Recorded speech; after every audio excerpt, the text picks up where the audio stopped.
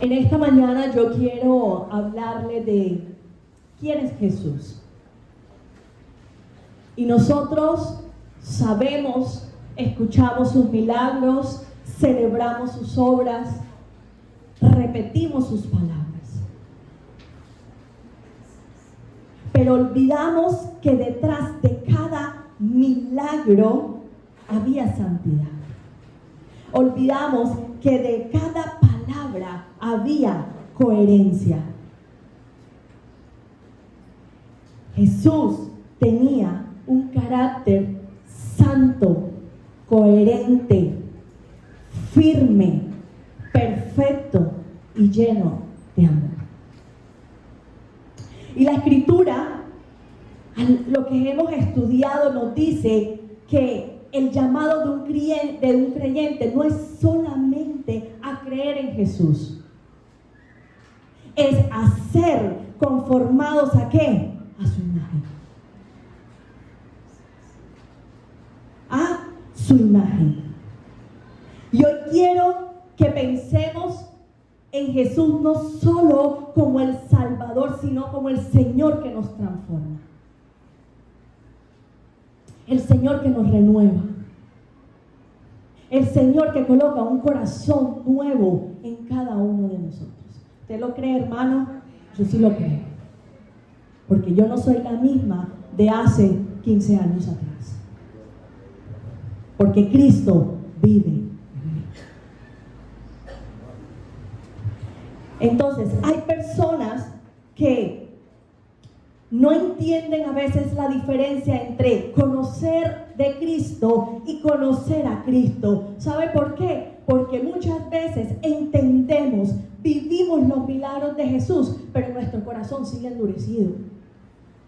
Pero nuestro corazón sigue orgulloso. Y muchas veces mantenemos la misma frialdad espiritual con que veníamos.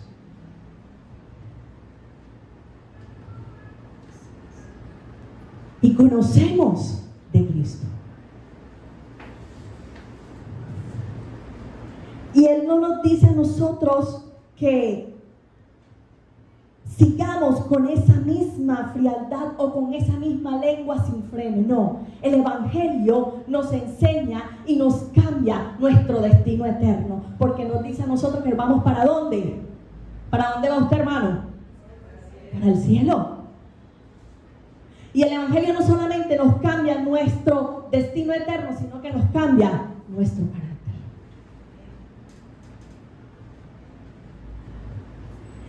Y no dice que es en el cielo. Dice la palabra que es en ¿qué? En este siglo. Es hoy. No es cuando yo quiera, o cuando tenga tiempo, o cuando esté listo. No, es hoy. En el trabajo, en tu casa, en el teléfono, en esas conversaciones secretas en donde nadie te ve. Si Jesús realmente vive en mí, su carácter tiene que empezar a verse en mí. Si realmente vive en mí. Entonces, no es, hermanos, por apariencia, no es por religiosidad, no es por una emoción en el servicio. No, es por el fruto real. Pero ¿sabe dónde? En nuestra vida diaria. No aquí en la iglesia del domingo. Eso es todos los días. Entonces Jesús vino a destruir el pecado en nosotros y a formar su imagen ¿en quién? En nosotros. La palabra de Dios, vamos a buscar Romanos capítulo 8, en su versículo 29, dice la palabra de Dios: porque a los que antes conoció, también los predestinó para que fuesen hechos conforme a la imagen de su Hijo, para que Él sea el primogénito entre muchos hermanos. Y eso significa, iglesia, que el plan eterno de Dios no solo era salvarte, era transformarte. Y esa imagen no es solo un estilo cristiano, es un carácter nuevo. Y hoy la pregunta que le hago es, o que hacemos es, ¿creemos en Jesús? No. La pregunta es, ¿se parece tu carácter al de Jesús? Y así he llamado el mensaje de esta mañana. ¿Se parece tu carácter al de Jesús?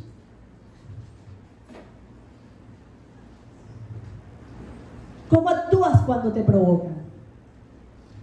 ¿Cómo hablas cuando estás enojado? ¿Qué pasa con tus finanzas? Porque nos adaptamos al mundo y muchas veces tratamos de tomar ventaja y normalizamos porque estamos viendo lo que la cultura normaliza, en que siempre queremos sacar ventaja en cuadrar por debajo algo para sacar más dinero.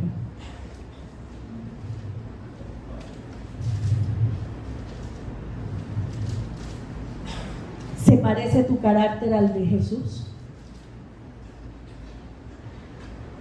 Ahora, antes de empezar a hablar de ciertos puntos en el carácter de Jesús, quiero decirle que el carácter de Jesús no es una meta moral para gente disciplinada.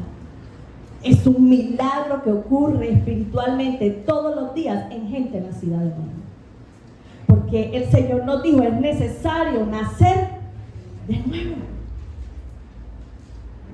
Y sin un nuevo nacimiento en nuestras vidas hay máscaras. Parece. Por fuera, pero por dentro sigue reinando el yo. Es que yo soy así, es que mi carácter es así. No ha nacido de nuevo, hermano. Porque cuando Dios entra en su vida, cuando usted confiesa, cuando usted se rinde al Señor, usted no vuelve a ser igual, usted es diferente. No ha nacido de nuevo. Entonces, lo primero que brilla en el carácter de Jesús es santidad. Amén. Y la santidad es que alejarse del pecado y una dedicación total ¿a quién? A Dios. Dice Hebreos 4:15, búsquenlo. Hebreos 4:15.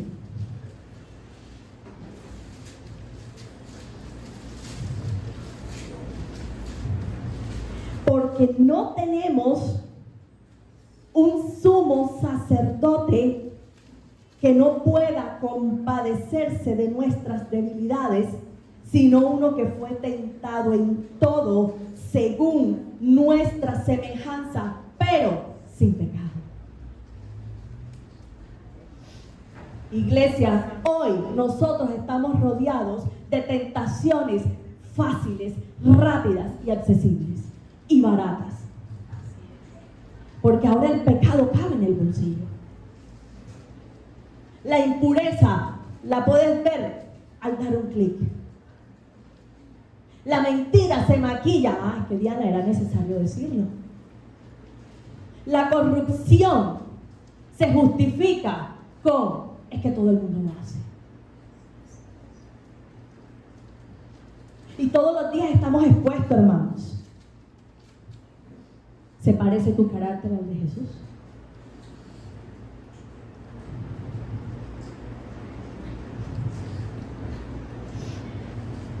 Pero Cristo nos muestra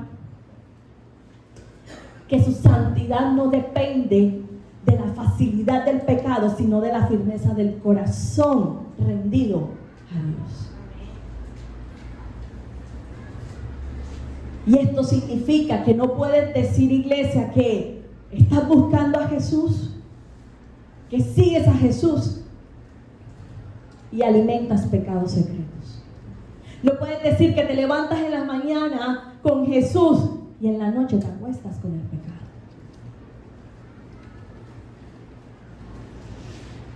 La escritura dice en 1 de Pedro capítulo 1, sed santo, porque yo soy santo. Pero alguien me dirá, Diana, pero todos fallamos. Sí, todos luchamos, hermano. Todos luchamos. Pero una cosa es luchar y otra es pactar con el pecado. Una cosa es venir, una cosa es caer, pero otra cosa es levantarse con lágrimas, rindiéndose, confesando a Dios mi pecado y levantándome con convicción y arrepentimiento. Porque no podemos vivir en el pecado de manera cómoda, sin convicción y sin arrepentimiento.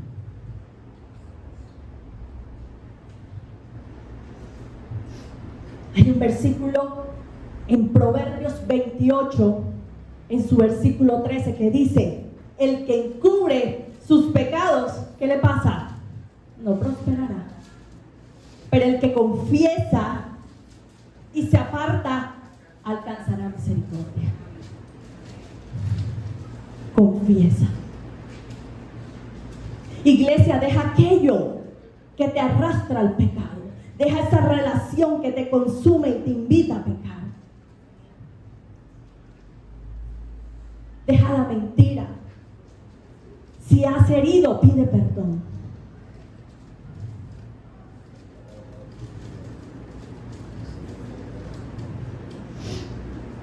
Corta con aquello que te hace caer.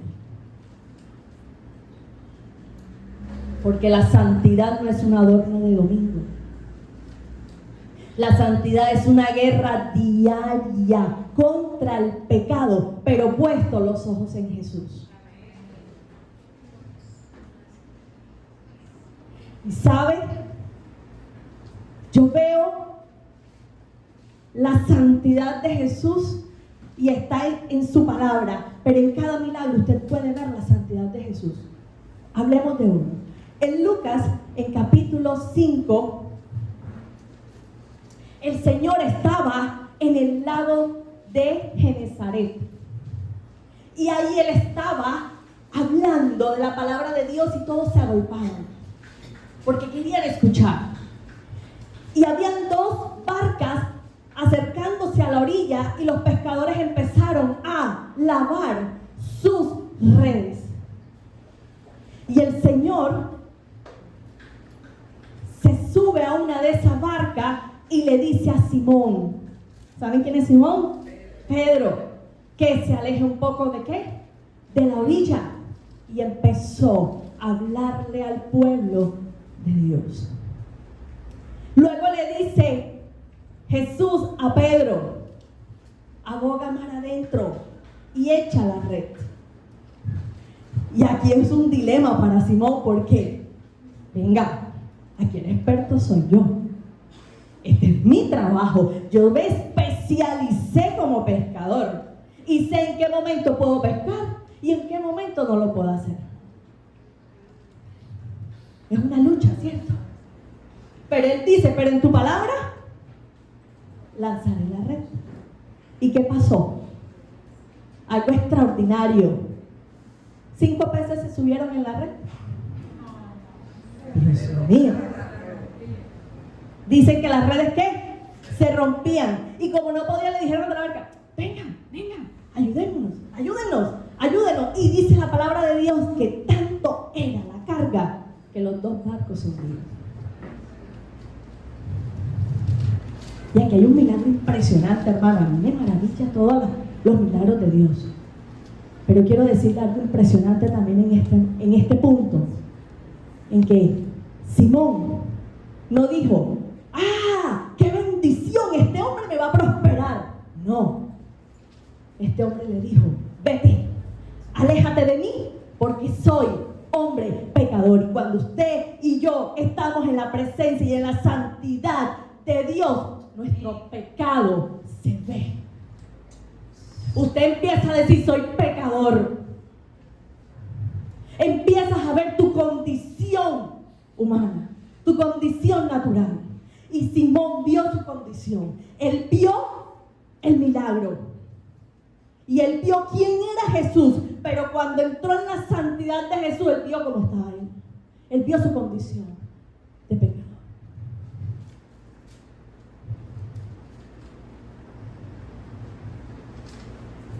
¿Se parece el carácter de Jesús al de nosotros? Luego de la santidad, podemos ver en Jesús obediencia. Y Jesús no vivió de forma cómoda. Dice la palabra que Jesús vivió conforme a ¿quién? A la voluntad de su Padre. Y vamos a buscar el versículo.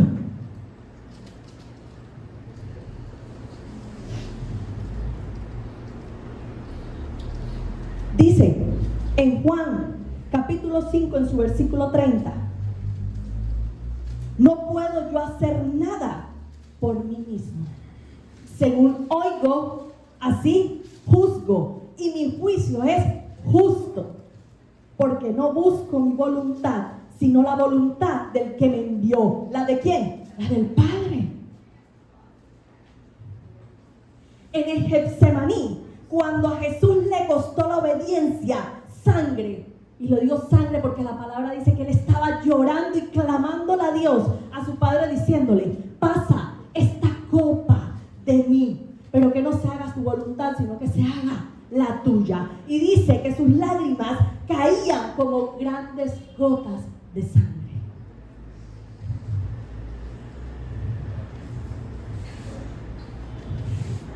Obedecer a Dios significa hacer lo correcto cuando lo fácil es desobedecer. Obedecer a Dios es decir la verdad, aunque te cueste. Obedecer es honrar a tu esposa y a tu esposa cuando no te ve. Es perdonar cuando la carne quiere venganza.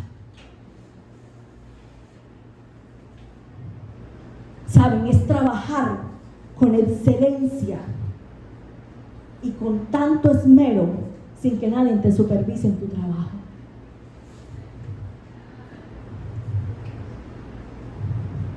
Es cortar conversaciones sucias, aunque el mundo te dice, todos lo hacen.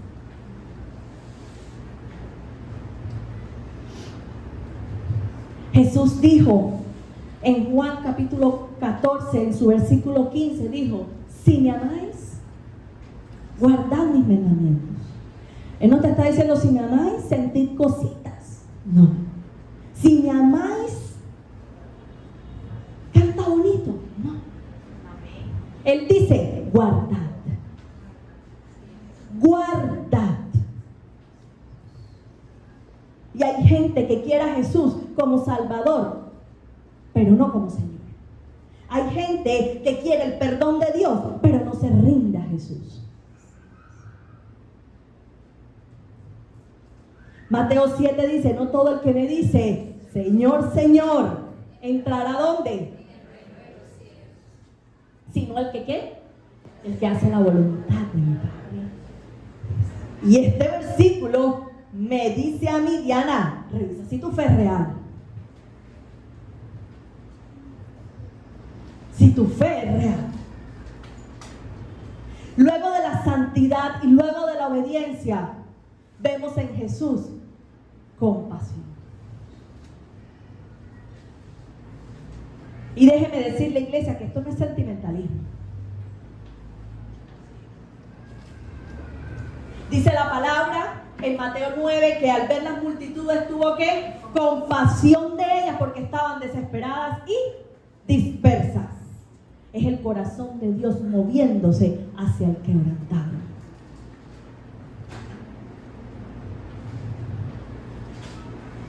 Vivimos en un mundo en donde todos estamos ocupados, todos estamos acelerados, todos estamos irritables. Vivimos en un mundo en donde la gente está deprimida, ansiosa, vacía. Pero Cristo nos llama a mirar al otro con sus ojos.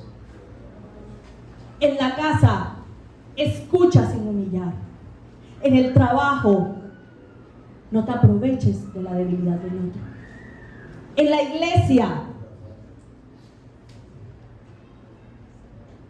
restaura al caído cuando cae. ¿Y qué tan fácil es qué? Señalar. Yo no lo hago, fuiste tú. Y en Gálatas 6 dice, restaurarle con espíritu de mansedumbre. Y hermano, cuando uno hace eso, tienes el carácter de Cristo en tu vida.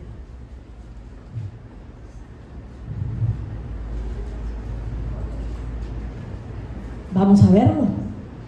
Dios tuvo compasión de una mujer que dice la palabra que fue encontrada en pleno acto de adulterio.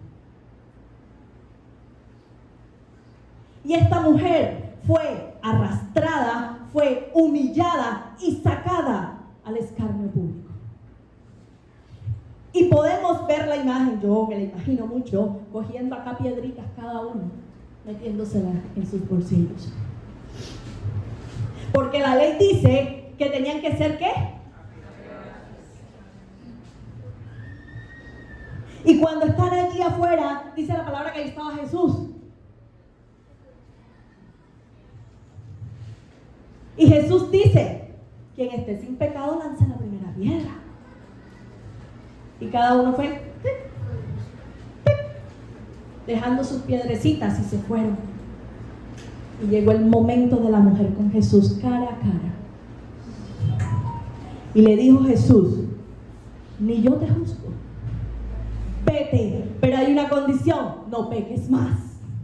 El Señor no la condenó, solamente le dijo, no puedes seguir siendo igual, tienes que cambiar. Ese es el carácter de Jesús en nosotros.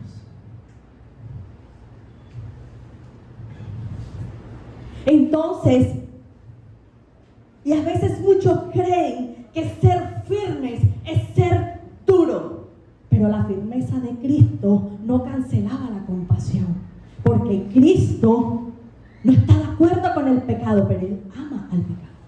Él le da misericordia al pecador, Él perdona al pecador, pero no puede ser igual, hermano. Tienes que cambiar. Filipenses 2, en los versículos del 5 al 8, nos dice que siendo en forma de Dios, se humilló, tomando forma de ¿qué? De siervo.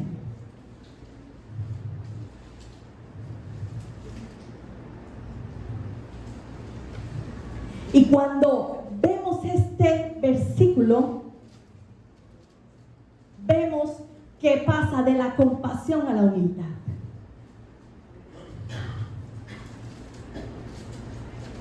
Si ustedes se van al Evangelio de Juan en el capítulo 13, Jesús hizo algo. Cogió la toalla, se ciñó el lomo y mandó a sentar a los 12. ¿Y qué hizo? Se lavó los pies. Le lavó los pies. Y eso rompe esquema. ¿Por qué? Porque quien merecía ser servido, sirvió. En Santiago 4, versículo 6, dice la palabra que Dios resiste a los soberbios y da gracia a los humildes. Y cuando yo leo esa palabra que dice resiste, no es suave. Significa que Dios se pone en contra del orgulloso.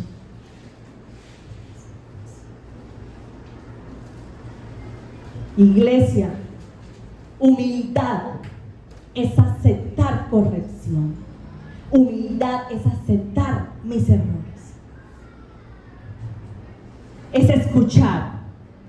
Humildad es servir líderes, aunque nadie te aplauda. Jesús dijo, el que quiera hacerse grande, será vuestro servidor.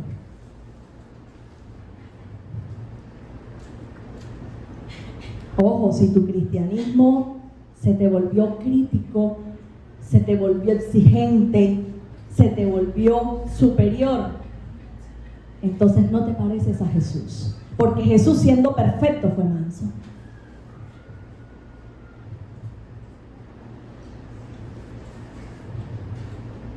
Y ahora hay algo que muchos evitan o poco hablan, que el carácter del Señor también tuvo firmeza. El carácter del Señor fue firme con el pecado. Jesús no fue permisivo, hermanos. No juzgó a la mujer, pero le dijo: no peques más.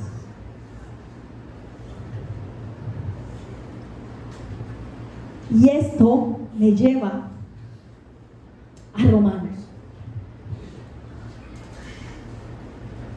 Y si nos vamos a Romanos,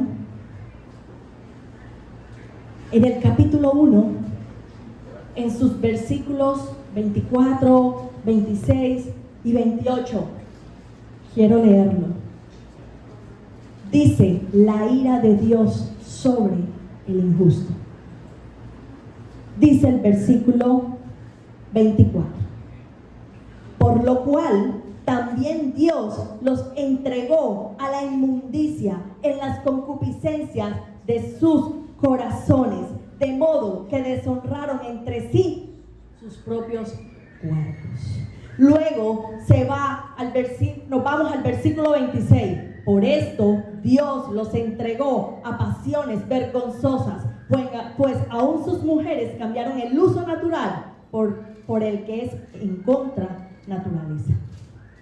Y luego el 28, y como ellos no aprobaron tener en cuenta a Dios, que nuevamente dice, los entregó a una mente reprobada para hacer cosas que no convienen.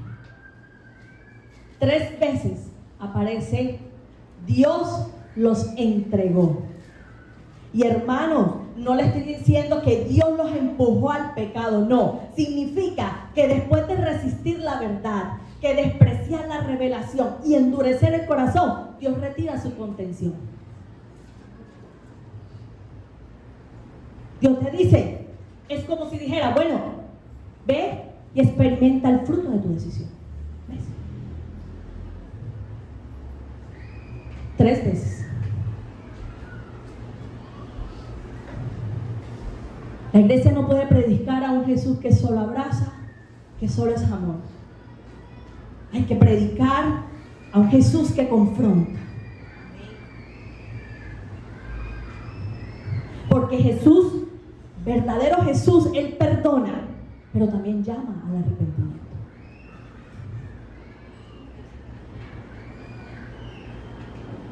Te da convicción por medio del Espíritu Santo.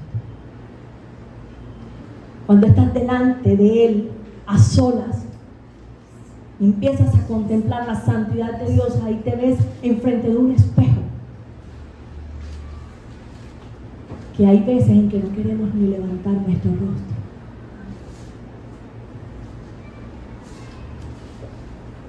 Ni pronunciar otra palabra que nada más es perdón, perdón, perdón.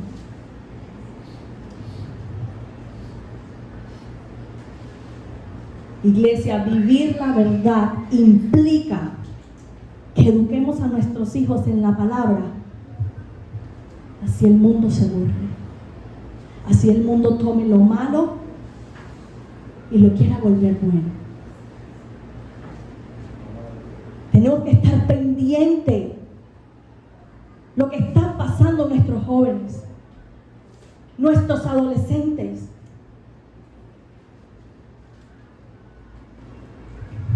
Ya se centra más desde edades de 10 a 11 años, más que tomar a un joven de 20, porque de allí empieza a dañar su corazón, y lo que allí aprendió será reflejo en los 20 años que tenga.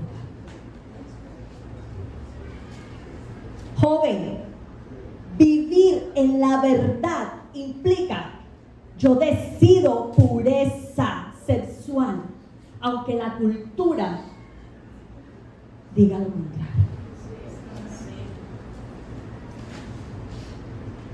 Vivir en la verdad implica, una palabra fuerte, mantener integridad, aunque te cueste oportunidades de trabajo, de estudio, a veces de relaciones.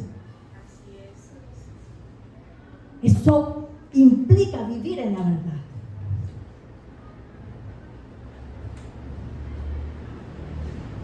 Implica decir, yo sigo a Cristo, aunque me quede sola.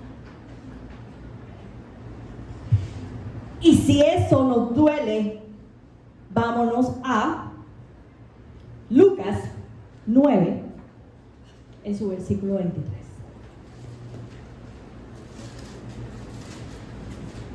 Versículo 23. ¿Se lo sabe, iglesia? Si alguno quiere venir en pos de mí, niéguese a sí mismo, tome su cruz cada día. Cada día. No tome su cruz como a veces nos cortamos en cada día. Tome su cruz, no. Tome su cruz cada día. Y sigan. La cruz no la podemos tener solo como un evento histórico.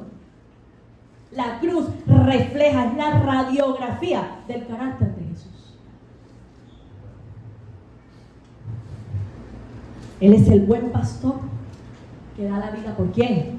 Por sus ovejas. Y en Romanos dice, Dios muestra su amor para con nosotros en que siendo aún pecadores, Cristo murió por nosotros. Y Él no murió cuando tú estabas bien o cuando yo estaba bien. Él murió cuando estábamos muertos en nuestros delitos y pecados. Efesios 2.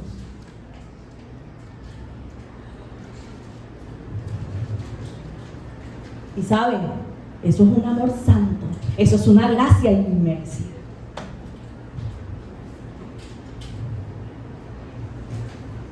Entonces, cuando Jesús llevó todo y cargó con el peso de nuestro pecado,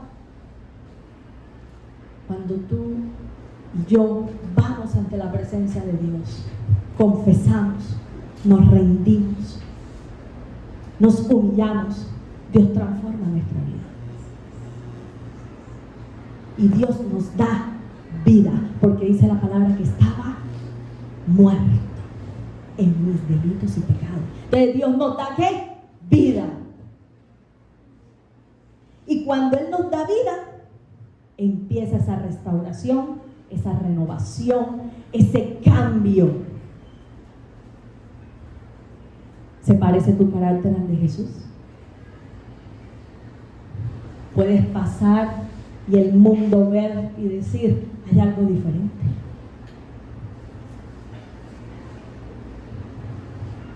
El llamado iglesia hoy es no aportar, es que debemos portarnos mejor todos los días. No.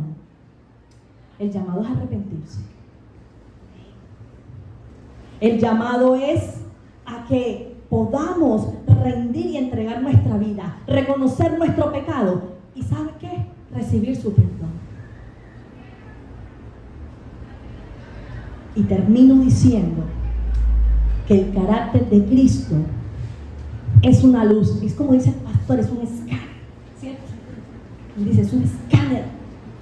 Y el carácter de Cristo para mí es el escáner que revela si de verdad estamos siguiendo a Jesús o estamos cerca de la religión.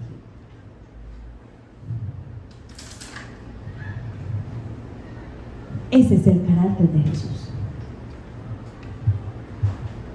¿Cómo tratas a tu familia? ¿Qué consumes en secreto? Y este problema no es solo de jóvenes hasta 25 años. Gente adulta que consume suciedad en lo secreto.